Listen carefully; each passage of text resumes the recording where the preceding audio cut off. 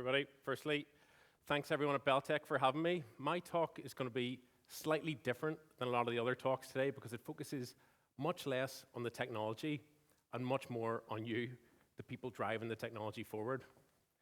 Now, I can see a couple of the devs rolling their eyes already who give the project manager the mic, but I promise this is as equally an important topic as the technology for ingratiating AI into our day-to-day lives.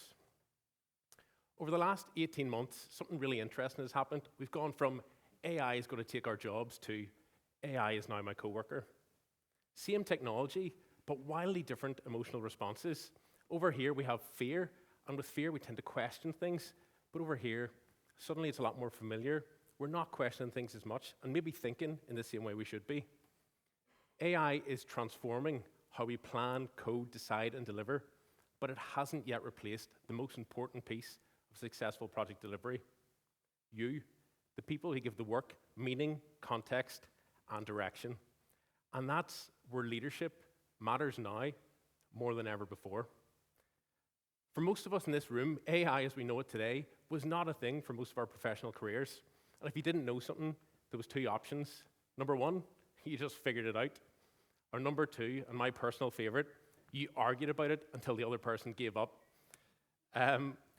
I remember the good old barroom debates or the office floor debate where you had to justify your thinking, you had to defend your opinion, and you had to explain why something made sense. Look, really quick side story. A few years ago, I was away with friends, and somebody asked the kind of question that only ever gets asked at 2 a.m. on the walk home from the pub. Who would win in a fight? 100 duck-sized horses or one horse-sized duck? I can see a couple of the men in the room doing the math in their head, trying to figure out who they'd take. I can see others thinking, is this really what men get up to whenever they get a weekend away? I can attest to the fact that, yeah, no, it's there. It's exactly what happens. So look, keep in mind a few pints of Guinness had been consumed by this stage, but this was one of the biggest arguments our friend group ever had. We had the horse-sized duckers on one side hurling abuse at the duck-sized horses. This debate lasted over an hour, and it was absolutely ridiculous. But honestly, some of the reasoning that people were coming up with for their side to win was truly inspired. You couldn't say that they weren't thinking about it. Look, this is obviously a really ridiculous example, but it exhibits a really important point. The critical thinking muscle was fully engaged. Whenever that muscle is engaged, you don't just accept things. You think, you challenge, and you own the outcomes. Now, what do you think would have happened if we'd had that argument today? Hey, ChatGPT, who would win in a fight? Someone looks it up, and we blindly trust it, conversation over. And actually, I put that last slide into my friends group chat on Monday, just to let them know I was going to be talking about this. And something really interesting happened. The argument kicked off again. There was half an hour of back and forth until all of a sudden, completely unprompted by me, they didn't know what I was talking about, somebody put it into ChatGPT, screenshotted it, pasted it into the group chat, and what happened? The conversation died. Completely ended. Nobody questioned anymore. And that's what we're facing. People are just accepting the outputs. So look, I'm here you asking, why is that a problem? The problem isn't that, why is that a problem? Because AI is supposed to make our lives easier and delivery faster. Well, yes. The issue is that most teams are not using AI in the way it was intended. They're using it as a tool, as a shortcut, So we're inadvertently training people not to think, not because they're lazy, quite the opposite actually, because they're efficient. In the past, if we had a junior member of a team who was struggling with something, they would have turned to the person behind them, more senior, and said, hey, this might be a stupid question, but, and they would have engaged in a knowledge transfer with that person, understood the problem, understood the issue, and then been able to resolve that going forward. Now, they quickly throw it into ChatGPT more often than not, get a quick answer, looks good, sounds confident, ticket closed, happy boss. The problem with that is that if that issue comes up again or something remotely similar comes up, they don't know how to solve it and they're stuck. Critical thinking is becoming a lost art, and it is how real learning and development happens. So look, let's just test this out for a second, and we'll switch off our critical thinking muscles here and blindly trust the outputs. Hey, Gemini, I need to wash my car, and the car wash is 100 meters away from where I am right now. Should I walk there, or should I go by car? Anybody know where this is going? Walking 100 meters is a very short distance, probably just a couple of minutes. Walking is great for the environment. Long story short, I suggest you walk there. Is there any particular reason you want to take the car? So I thought to myself, that's a great idea, Gemini. Why would I ever question the AI? It knows best. There's two versions of that photo. One's the top off. I thought the shirt on was more appropriate for this setting, you know. And my own face has thrown me off. So that's a bit of fun. And in this instance, it was really clear and obvious whenever the error was there. But what about whenever it's less clear and obvious? And what about whenever it's a lot more serious?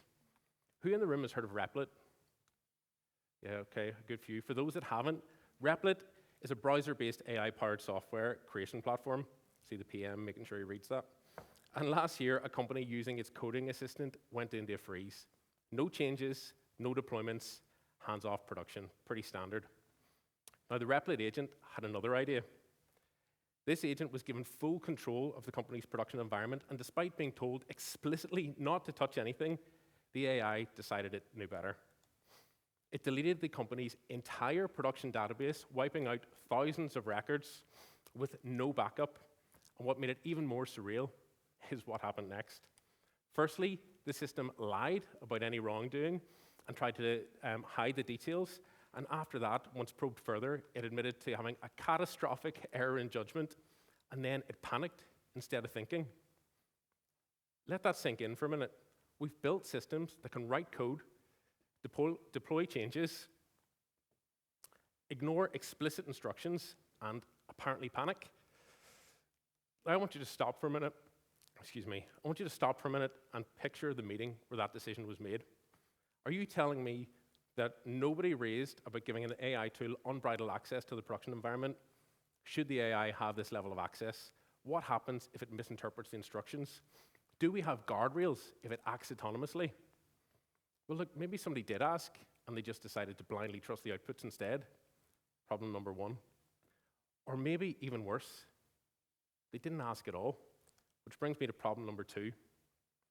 There is an ongoing epidemic that is sweeping technology companies at the same speed that new AI systems are being rolled out. And it's what I'm calling AI silence. AI silence is where those with reservations do not ask questions because the room sounds confident, because leadership are comfortable, and because nobody wants to be the person slowing down the shiny new capability. So they stay silent. And that's how AI silence works. Not people being told to be quiet, but people deciding that it's safer to stay quiet. In that instance, the issue didn't happen whenever the system was deleted by a code agent, an AI agent, sorry. In that instance, the issue was whenever somebody had a concern and decided not to raise it for fear of backlash from others in the team. Now, I think it's really important at this stage to call out that this is not an anti-AI talk. I use AI every single day. It helps me structure ideas, automate admin, and things would take me 2 to 3 times as long in my current role without it. Used well, AI does not replace capability. It amplifies it. If nobody understands the work, but the opposite is also true. If nobody understands the work, AI doesn't save you. It accelerates mistakes. So the goal shouldn't be less AI. Quite the opposite. We want powerful systems, but with powerful people driving those systems. So, look, I think this needs to be addressed. Whenever I pull this slide together, I thought about this screen up here, and I thought about this screen over here. I didn't think about the massive face beside my face, okay? So you have to forgive me that. So look, if AI silence is a real thing, and critical thinking is fading, what can we actually do about it as leaders? Not with a fancy framework or a major business transformation, but with small behavioral changes. Firstly, break the AI silence. From now on, whenever an AI produces a solution, I don't want you to ask, is everyone happy with this? Instead, we need to ask open-ended questions like, what part of this do you disagree with? Silence usually does not mean that people agree, it usually means that people have not yet engaged. So the moment questioning becomes expected, fake system confidence stops ending conversations before they begin. Next, we need to look to rebuild our critical thinking. Most leaders, and I've been guilty of this, ask one question: what's being delivered? That question is optimized for speed and for results. Instead, we need to start asking open-ended questions like, talk me through how you arrived at this. What options did you rule out? Whenever people know that they're going to be asked about their reasoning, they stop blindly trusting the output and start to re-engage that critical thinking muscle that's been switched off. Third is rebuilding that psychological safety. Psychological safety does not come from telling people that they can speak up or that they're psychologically safe. The moment the most senior person in the room shows that it's okay to query systems and query outputs and ask questions, the room will follow suit. You don't create safety by telling people to speak up. You create it by making it safe to challenge.